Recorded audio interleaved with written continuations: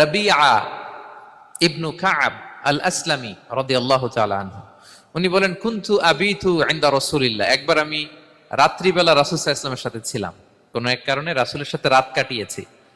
তো রাসূল সাল্লাল্লাহু আলাইহি ওয়াসাল্লাম যেহেতু তাহাজ্জুদের সালাত পড়েন, তো তিনি বলেন আমি মাঝরাতে উঠে একটা গামলা দিয়ে পাত্র দিয়ে অজুর পানি নিয়ে আসছি বিশ্বনবীর জন্য, এনে দিলাম।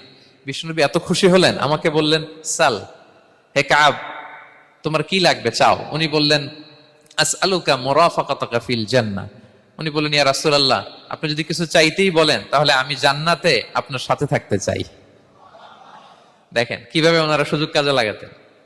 অজুর পানি নিয়ে আসছে, বিষ্ণুবী খুশি হয়ে গেলেন, বলেন তুমি কি চাও? বলে আসআলুকা মুরাফাকাতাকা ফিল জান্নাহ, বড়টাই চাইছে, ছোটখাটো জিনিস চাই নাই। যে নবী হে আমি জান্নাতে আপনার সাথী হতে চাই। বিষ্ণু বললেন আওয়া গায়রা যালিক, আর কিছু চাও, অন্য কিছু লাগবে? বলতেছে না, উরিদু যাক, শুধু এইটাই চাই। তখন বিষ্ণু সাল্লাল্লাহু আলাইহি ওয়াসাল্লাম বললেন আইন্নি আলা নাফসিকা বিকাসরাতি সুজুদ, এই মর্তবা যদি তুমি চাও তাহলে বেশি বেশি সেজদায় লুটিয়ে থাকো। আলাইকা বিকাসরাতি সুজুদ, বেশি বেশি সেজদা দিও।